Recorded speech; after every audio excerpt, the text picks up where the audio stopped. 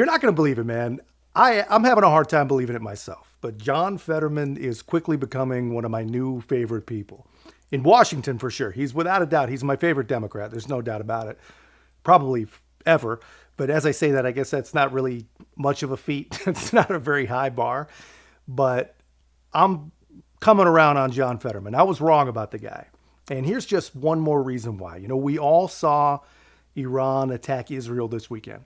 Hundreds of missiles, hundreds of drones, all with one purpose, man, to destabilize the Middle East and work towards Iran's ultimate goal, which is the eradication, the destruction of the Jewish state. They make no secret about it. That is their goal. Just like Hamas, it's literally in their charter.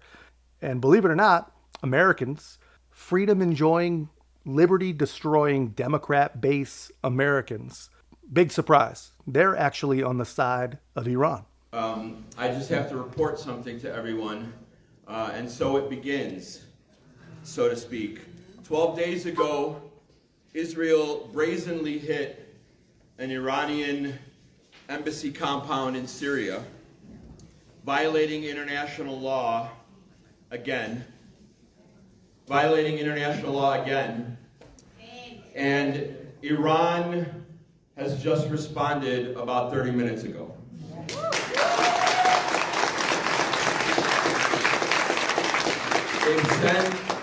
They've sent, and this is from the Iranian Revolutionary Guard directly, they've sent drones and missiles against specific targets in occupied Palestine, Israeli targets in occupied Palestine.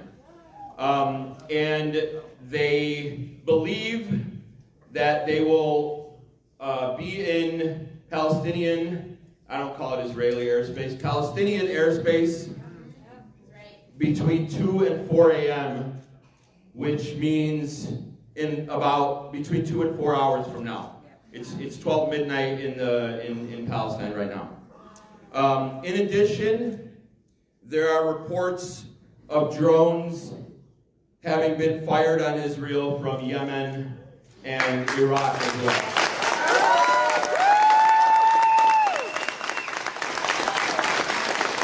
So I kind of expected that response. But this is when this country and the world needs us, because the United States is going to, quote unquote, defend the criminal Israeli state. And we have to assume that the United States is going to try to retaliate against Iran. We have to assume that some of the Gulf states are going to allow the United States to use their bases that are there and use the airspace of some of the Gulf states to hit Iran. And our anti-war movement, all of the anti-war committees here, all of the Palestine support coalitions here must be ready immediately to be out in the streets and to stop the U.S. from expanding this war on Iran.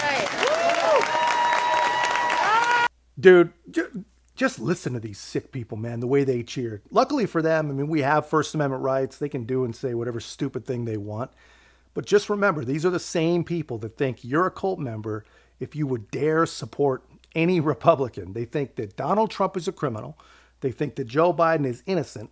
And they think hundreds of missiles heading towards Israel from Iran or Yemen or who the hell else knows where is something to cheer about. These are the people that claim to be the last hope for democracy.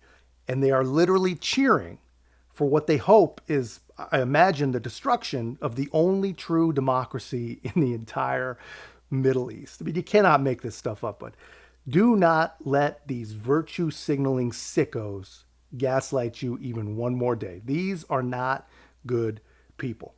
And it's crazy, man. These are the same people that will gaslight you and say, you know, how can you support Donald Trump? You know, racists support Donald Trump. You want to support the same person as a racist?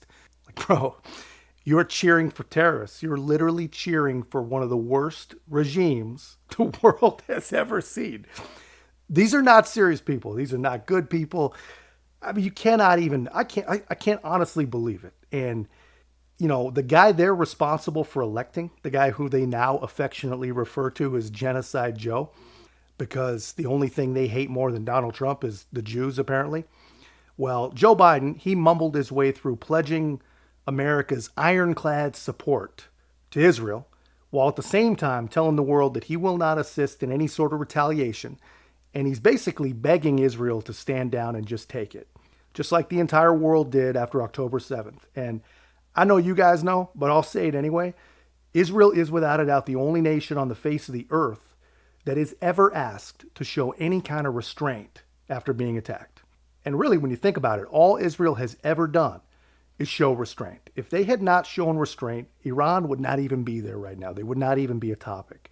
And personally, I think it's time that they stop restraining themselves. I mean, enough is freaking enough, man. They should just do what every other nation on the face of the earth, except for maybe France, would do and end the thing. And John Fetterman, amazingly, I think he actually agrees with me.